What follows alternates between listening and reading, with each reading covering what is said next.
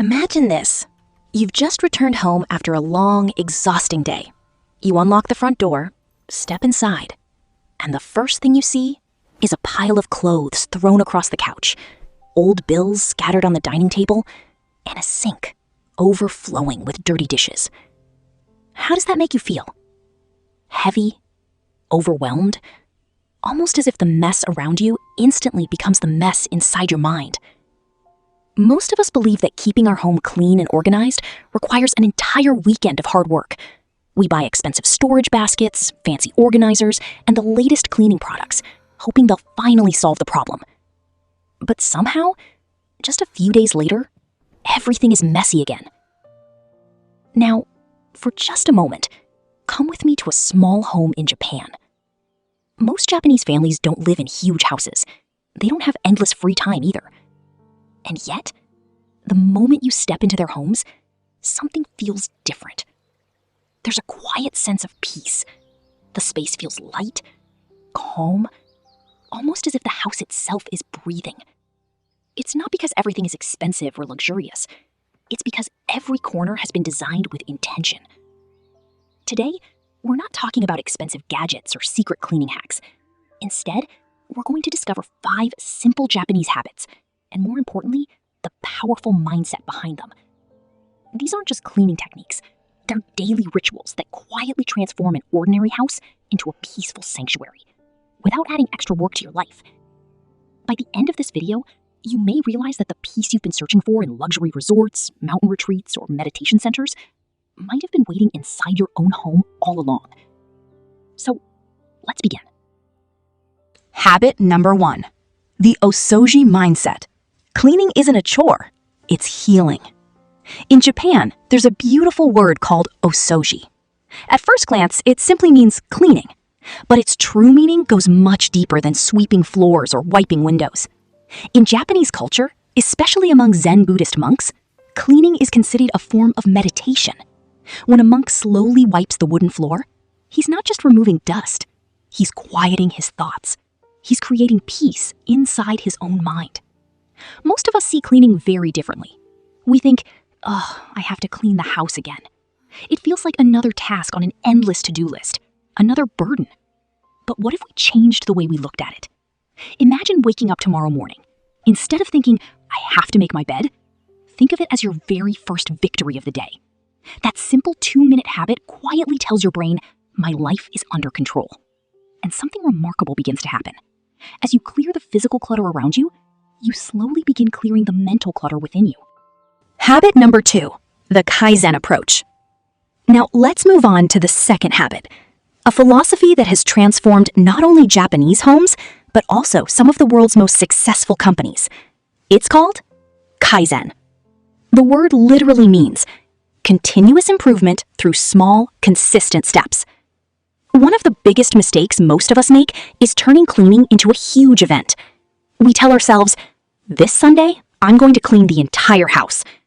But when Sunday finally arrives, we're already tired from the week.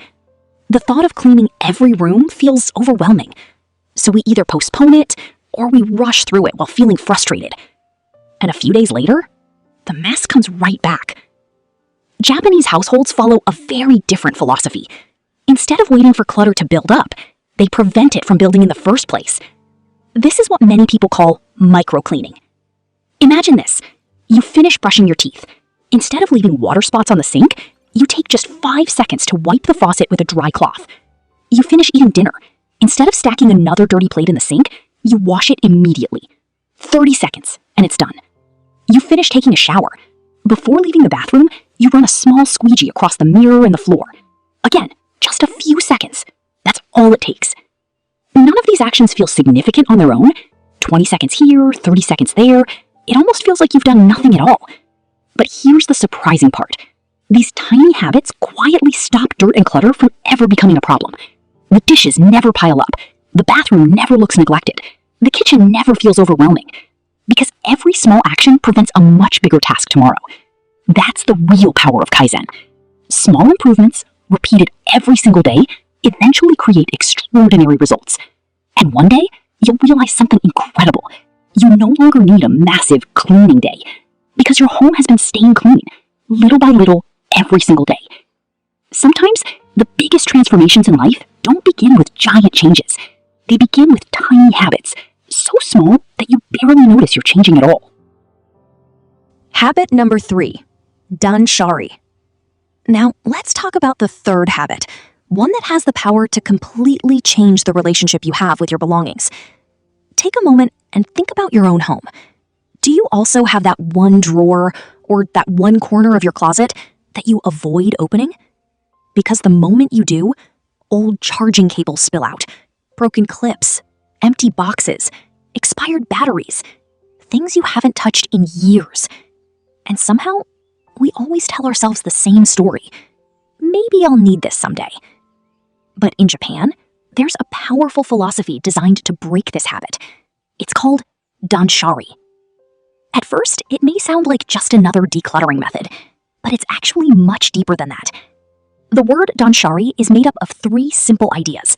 The first is Dan, which means to refuse. Refuse to let unnecessary things enter your home in the first place. Those free promotional flyers, extra shopping bags, random freebies you never asked for.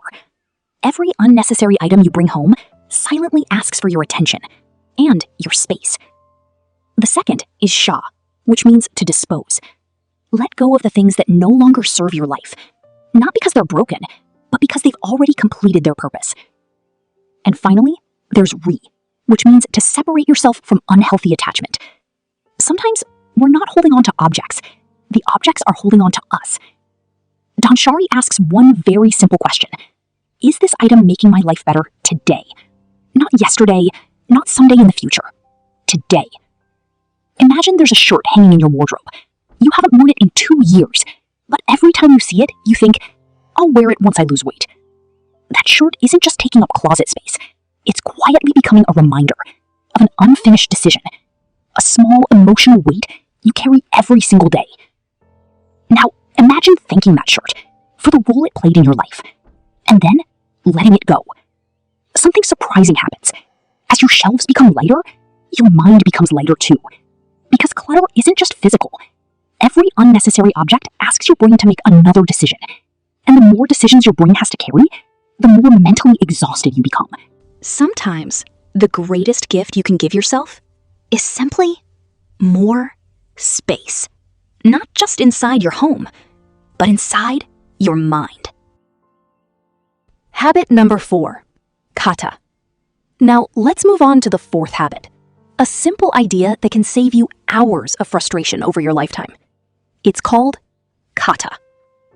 Studies suggest that the average person spends weeks, sometimes even months over a lifetime, searching for misplaced items. Your car keys, the TV remote, your glasses, your wallet, or your phone charger. Not because they're gone, but because they never had a permanent home. In Japanese households, there's a simple principle known as kata. The word refers to a fixed pattern, a consistent system, or a defined way of doing things. And in the home, it means something beautifully simple. Everything has its own permanent place. No matter how small the item is, whether it's a pair of scissors, a nail clipper, your house keys, or even a pen, everything has what you could call its own address. Once an object has a permanent home, you no longer have to make a decision every time you use it. Your brain simply switches to autopilot.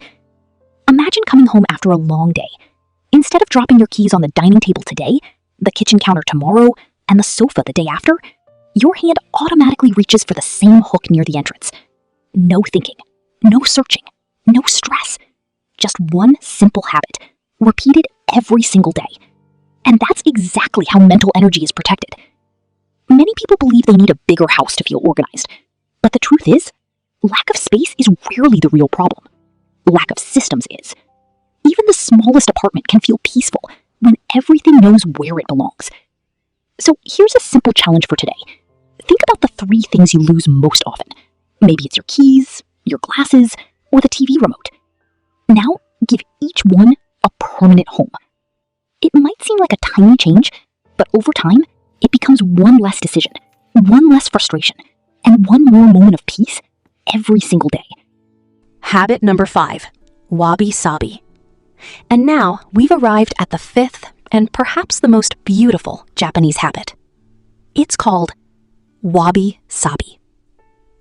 Today, we're constantly surrounded by perfectly curated homes on social media. Every room is spotless. Every shelf is perfectly organized. Every cushion is perfectly aligned. Everything looks flawless. After seeing those images every day, it's easy to believe that our homes should look exactly the same. And when they don't, we start feeling guilty. We criticize ourselves. We think we're somehow failing. But Japanese philosophy offers a very different perspective. Wabi-sabi teaches us to find beauty in imperfection. It reminds us that perfection isn't what makes a house beautiful. Life does.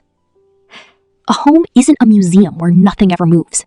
It's a place where people live, where children laugh and play, where books develop folded corners from being loved, where wooden furniture slowly gains character over the years, where the kitchen carries the aroma of home-cooked meals, where memories quietly settle into every corner. Those aren't imperfections. They're signs of a life being fully lived. Wabi-sabi teaches us that keeping your home clean is important, but sacrificing your peace of mind in the pursuit of perfection isn't. A slightly worn dining table filled with family conversations is far more valuable than a flawless table that has never truly been used. A cozy home filled with warmth, love, and laughter will always feel richer than a perfectly organized house that feels cold and lifeless. Because in the end, your home doesn't need to impress anyone. It only needs to comfort the people who live in it. And finally, if you really think about it, the true purpose of a clean and organized home has never been to impress your guests. Its real purpose is to become the one place where the weight of the outside world finally disappears. A place where, after a long day of stress, endless responsibilities, and constant noise, you open the front door, take one deep breath, and instantly feel your shoulders relax. A place where your mind can finally become quiet. A place where you can simply be. So now I'd love to ask you, out of these 5 Japanese habits, which one are you going to start practicing today? Let me know in the comments below. And if you enjoyed these ideas for creating a calmer, happier, and more intentional life, subscribe to the channel and become part of our growing community. I'll see you in the next video. Until then, let your home breathe. And don't forget to let yourself breathe too.